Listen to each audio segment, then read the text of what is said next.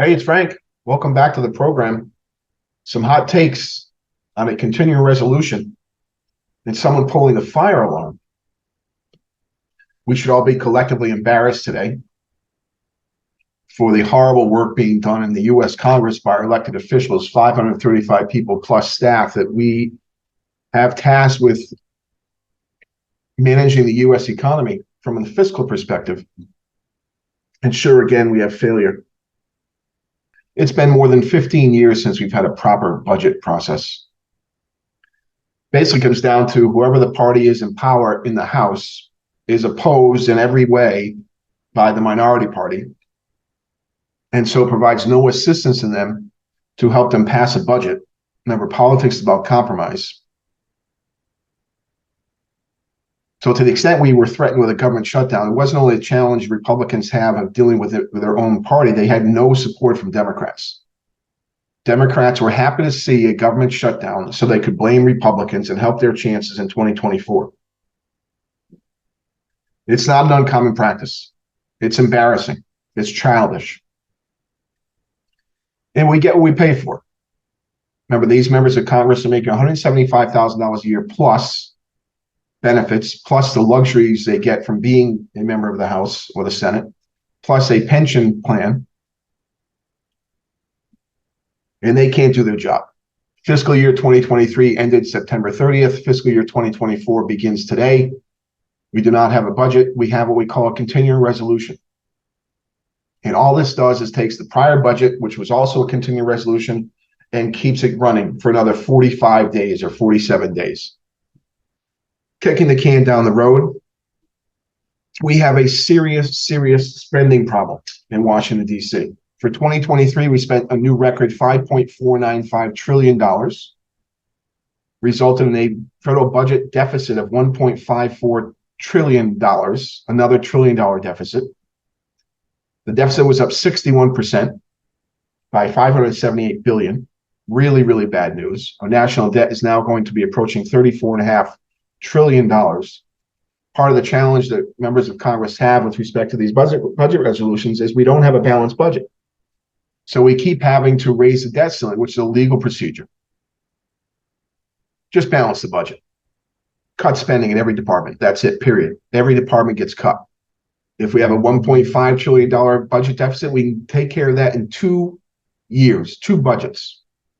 Cut spending by $750 billion a year for the next 2 years in all departments. All departments. You want to rip the Band-Aid off? Rip the Band-Aid off. Maybe we can go 3 years, make it $500 billion over 3 years. But the bottom line is we have a serious budget deficit problem, national debt problem, and we continue this silliness. So a continuing resolution was passed by the U.S. Senate just before the deadline of 12:01 a.m. on Sunday. This is passed for 45 to 47 days, so this will take us through Thanksgiving. Remember, members of Congress get very anxious during Thanksgiving, Christmas time, because they have their vacation time. They have to get back to their districts, so they rush things even more.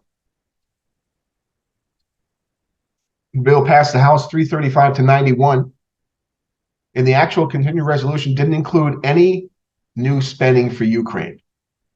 But it turns out, apparently, Speaker of the House McCarthy had a private side deal with the Democrats for another continuing resolution to fund the Ukraine war effort outside of the budget process. Collective embarrassment for the whole country. Those watching from afar must be just chuckling at how bad things are in the U.S. President Biden, of course, signed the legislation just in time, took some shots at extreme House Republicans. He says, this is good news for the American people. This is not good news for the American people. This is bad news. This is failure. This is more debt. This is more deficits. This is more of the same. Biden says, I want to be clear, we should never have been in this position in the first place. We've been in this position for 15 straight years. When he was in Congress, when he was in the Senate, we're in this position. Says for weeks now, extreme House Republicans tried to walk away from that deal by demanding drastic cuts that would have been devastating for millions of Americans. They failed, referring to a deal he thought he had with Speaker McCarthy. Listen, they're not extreme Republicans. They're Republicans who are trying to get our fiscal house in order, who are trying to get us out of this Ukraine-Russia mess before we end up in World War III against Russia. There's no denying America pulls the plug on Ukraine, it's over for Ukraine. Anyway, bad news. President Biden. It's not good news for American people. This is not how we should run our fiscal policy. So we have the same silliness at the state level as well. But the government didn't shut down, and that's something. Again, the language in, what do we say, gaslighting about the government shutdown is always over the top. Most of government would still operate. Some of government would have to be shut down. People would lose their jobs. Incomes would be lost, no question. This idea that we just keep spending because it might hurt a few people if we don't is wrong. We have a problem. All American citizens should recognize the financial risk they are in as a result of the fiscal policy passed by successive Congresses, Democrats and Republicans, for decades now. You should know, as an American citizen, we have trouble coming our way on the fiscal side. At some point, we will have to balance the budget. At some point, we will have to cut spending. And at some point, people dependent on government spending will be impacted, period. No way around it. The other interesting element of this, you know how important democracy is to the Democrats. And by the way, that seems to be their campaign strategy for the next several months to take on Donald Trump. Democracy was under threat in January 6th, please. First of all, we're a republic. Anyway, so if Democrats were revved up about this, they must be revved up about what one of their own colleagues did. Jamal Bowman, Democrat in New York, Bronx and Southern Westchester, pulled the fire alarm in the Capitol building during negotiations to sort out a budget spending deal here to keep the government open. Pulled the fire alarm to delay the vote. Claims he didn't, of course, but that's very obviously what was going on. He's caught on camera pulling the fire alarm, and he's claiming that he pulled the fire alarm because he thought it would open a door that he had to get through to rush to go make his vote. Blatant lie. This should be some sort of penalty, some sort of censure. It's a crime to pull a fire alarm when there's no fire. It's a misdemeanor in Washington, D.C. And what a shame. The Democrats, all about democracy and the importance of democracy, not interrupting democracy. One of the important points of democracy is passing budgets, even as badly as it's done in Washington, D.C. That's a big part of our democracy.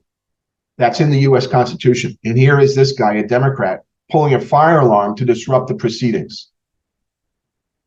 Let's see how Democrats wiggle out of this one. All right, that's all I have for you today. I wish I could bring you some good news. Just hard to come by these days in the United States of America. All right, have a great weekend. Talk to you soon. Always try to buy American.